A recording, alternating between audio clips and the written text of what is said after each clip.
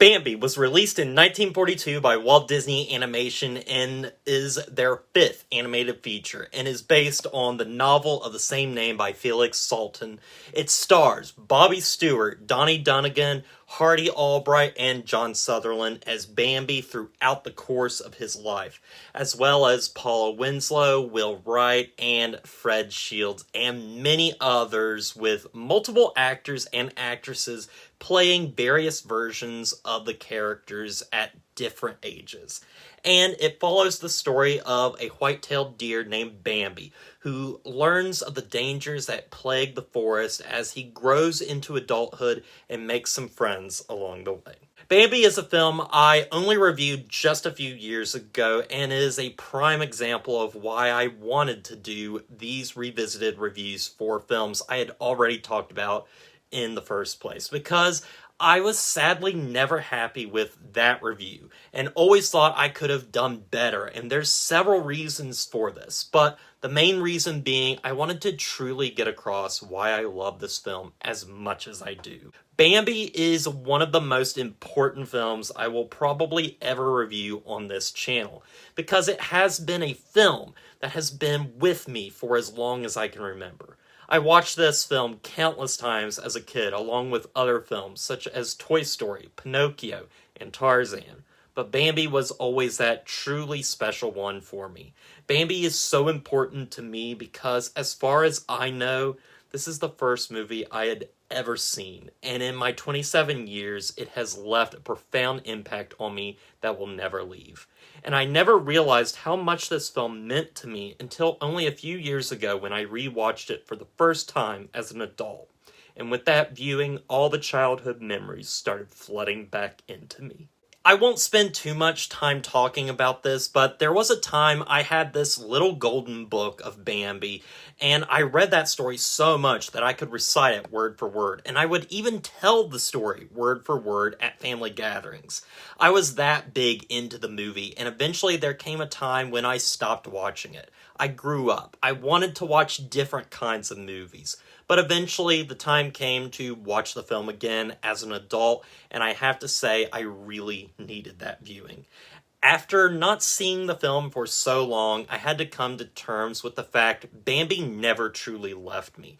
And after that rewatch, I've made sure to revisit it from time to time, so I can never forget how much of an impact it had on me.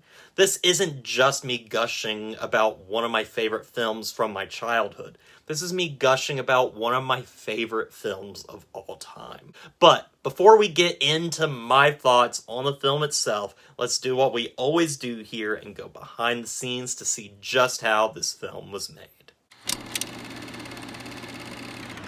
A movie based on Felix Salten's book, Bambi, A Life in the Woods, originally got its start in 1933 when producer and director Sidney Franklin bought the film rights for MGM with the intention of adapting it into a live-action film. However, after years of experimenting with the idea, he decided it would be too difficult to make the film and finally sold the rights to Walt Disney in 1937. Disney immediately began work on making an animated adaptation, intending on it being the company's second feature-length animated film after Snow White. However, one of the problems with the original novel was it was written for an adult audience in mind and was considered too grim for a lighthearted film from Disney. There would also be issues with animating deer for the film in a realistic way. It was due to some of these early problems that Disney decided to put production of the film on hold while they prioritized several other projects. In 1938, Disney assigned Percy Pierce and Carl Fahlberg to work on the film's storyboards, but attention moved away from it as work began on Fantasia. On August 17, 1939, production on Bambi finally began, but progress was slow due to changes in the studio, such as the people working there, location, and methodology of handling animation. There would also be many interpretations of the story, with one plot point involving Bambi stepping on an anthill, and we go inside the hill itself to see the damage he caused, or Bambi witnessing an argument between a family of grasshoppers. But these story beats were dropped as they had nothing to do with the story they were trying to tell. Originally, the film was going to have 6 bunny characters similar to the dwarfs in Snow White, but it was Percy Pierce who suggested 5 of the rabbits be generic, while the main one would be a different color and have a distinct personality. Obviously, this character would go on to become Thumper. Interesting, too, there were shots made for the film that depict Bambi's mother dying after jumping over a log and getting shot. It was Larry Morey who felt the scene was too dramatic, and the moment was emotional enough to justify having the death take place off-screen. Disney was also adamant in showing the man burning to death accidentally by the fire he would start at the end of the film. This was obviously scrapped in the finished film, and the presence of man is more through their actions than their physical presence. There were other characters created for the film that didn't make it in, such as a squirrel and chipmunk that would be a comic duo similar to Laurel and Hardy. In the end, though, it was decided the film should focus on 3 principal characters: Bambi, Thumper, and Flower. The animators for the film had already had experience animating deer in Snow White, but for this film, Disney wanted a more realistic look for the animals, so they would be more expressive than the ones in Snow White. He had Rico Lebrun, an animal painter who was brought in to lecture the animators on the structure and movement of the animals. Animators from the studio visited Los Angeles Zoo and examined rabbits, ducks, owls, skunks, and a pair of fawns so they could see firsthand the movement of the animals themselves. It was Mark Davis who created the final design for Bambi by incorporating the realistic anatomy of a deer with an exaggerated character face. The production of this film helped the animators learn a lot about how animals move and look, which they would use for future projects. Backgrounds for the film were inspired by Eastern American woodlands, and with the help of Maurice Jake Day and Tyrus Wong, they created the style they felt was appropriate for the film's backgrounds. Bambi was finally released in theaters in 1942, and due to the failure of previous Disney films at the box office, the company was forced to cut 12 minutes from the film to save production costs. It didn't initially do that well due to being released during World War II, but earned $2.9 million, becoming Disney's 3rd highest grossing film at the time, behind Snow White and Pinocchio. Due to multiple re-releases throughout its life cycle, the film would eventually turn a great profit, and as of now has made $267.4 million on an $858,000 budget. Interestingly, the film received mixed reviews on its initial release. Critics who criticized the lack of fantasy elements and objection toward a more dramatic story of animals and their struggle in the woods and threats of humans. However, since then, the film has been reevaluated and is considered to be one of the greatest animated films ever made, and has been considered by Disney himself to be one of his favorites. Now, with all of that out of the way, let's finally get into my thoughts on one of my favorite movies of all time. Bambi, as I said, is a very special film to me. It was a childhood favorite of mine, and even rewatching it in adulthood, I find the movie just as good, if not better. Now, I'm probably a bit biased. I have a lot of nostalgia for this film, and nostalgia can be a funny thing at times because it can often cloud our judgment. But there's still plenty of things out there that I'm nostalgic for that I don't think are as great as I remember them being. But as for Bambi, that is simply not the case. At the end of the day, I think this is still a masterpiece, and the added nostalgia makes it all the better. To me, at least, Bambi is the crowning achievement of Disney's golden age. It takes every technique they learned since Snow White and uses it for this film to make what I consider to be one of the greatest animated films ever made. It has the vibrant colors and fluidity of Snow White, the darkness and detail of Pinocchio, the beauty of combining music with lush scenery like in Fantasia, and a simple story with a likable lead like Dumbo. It's no wonder Disney considered this one of his favorites, because it feels like everything they were working up towards, and that's pretty incredible to me. Something I love about this film is how simple and yet poignant it can be all at once. Much like with Dumbo, Bambi is not a very complex story, but it deals with a lot of heavy themes that were clearly important to Disney's team, such as the conservation of nature, protecting it, and seeing it in all its beauty. We see that the forest is populated with all sorts of wildlife, and they have their own little communities not too far off from what we have as humans. Disney and his team wanted you to put yourself in the shoes of Bambi and see the world through his eyes, and through that we learn with him. We learn the importance of the forest, how they live, and also what they fear when it comes to the dangers of the outside world and their greatest enemy of all, man. I love how they turned man into one of the greatest antagonists to be put onto film. It would have been so easy to create a human character that we could see, but the team at Disney opted for a much smarter decision. Man never actually shows up in the film, at least not physically. We know man is there. We know he or they are skulking around the forest, releasing hunting dogs and causing fires, but we never actually see him. But his presence is definitely felt throughout not only the musical cues, but how the characters react. The makers of this film dehumanized man by making him a force that can't be seen, but can be felt, and I think that's really powerful. The scenes when man shows up are chilling, and it's all thanks to Frank Churchill, who I think is the one truly responsible for making this character we don't even see one of the greatest villains in film. Honestly, when watching this movie this time around, I couldn't help but be reminded of The Lion King in a lot of ways, especially with the opening scene and the way the narrative moves forward to give us a more mature Bambi. It's not too dissimilar to the opening of The Lion King and Simba early on learning about his environment, and eventually he grows into a much wiser character and protects the home he loves. Surely someone else sees this as well. First off, I do want to mention how perfectly I think this film starts off with its musical score and animation.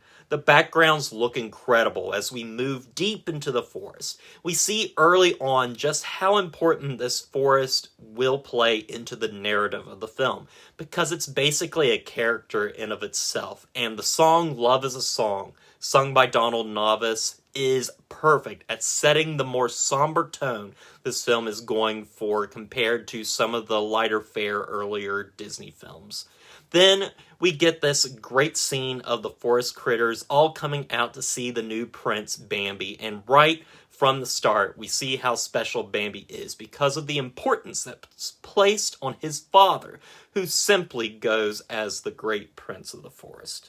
There's a fantastic scene later on in the film where Bambi's mother takes him to the open meadow where all the other deer are, and we get this great moment where all the young bucks come out and run around and compete in contests with each other. And finally, the great prince of the forest arrives, and everyone has so much reverence for him. He's respected by everyone, and the way he looks at Bambi, I always found this moment very powerful because it's important for not only Bambi, but the great prince of the forest as well.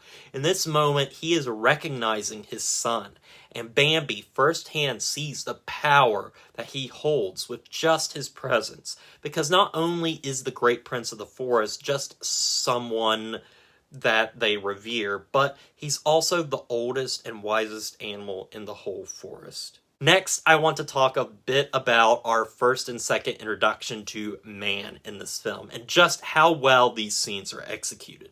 The first actually happens in the scene I just finished describing. Bambi learns that the meadow is an important place for deer, but it can also be dangerous because of man coming into the forest for wild game.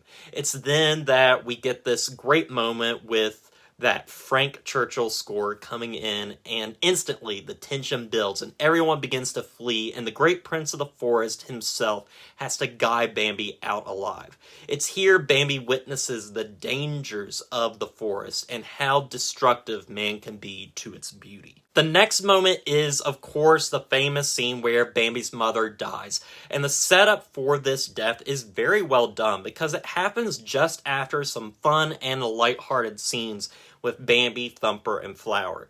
Bambi and his mother are in the meadow once again, and we hear that music. Bambi flees, but his mother never makes it home.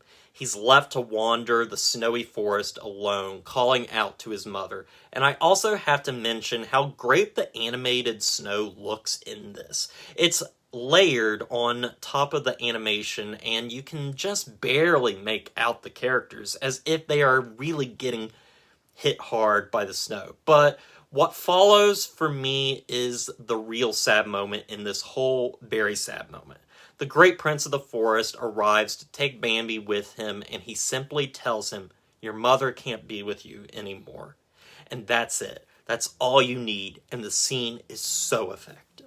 But the film is not always doom and gloom. There are a lot of scenes of levity before and after such scenes. A lot of the film is about Bambi learning about the forest through not only his mother, but the other characters he interacts with, such as Thumper the rabbit and Flower the skunk, who end up being his best friends. They do a really good job of making these characters likable and fun and to be around, and they're incredibly memorable too. I also really like the scene where Bambi gets introduced to a female fawn named Feline, setting up their eventual romance. My favorite scene has to be during the time skip, though, where Bambi, Thumper, and Flower are all grown up and begin to fall for their eventual significant others. It's a pretty fun sequence of events with a lot of funny moments sprinkled through that. It's through this scene and the rest of the film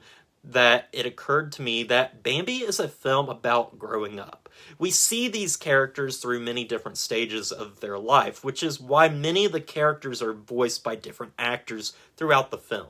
I never actually noticed that there were about 3 people alone that voiced young Bambi.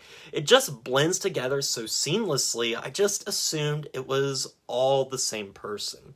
Now, I want to get to the ending of this film, which I think is incredible from a visual standpoint as well as a thematic one.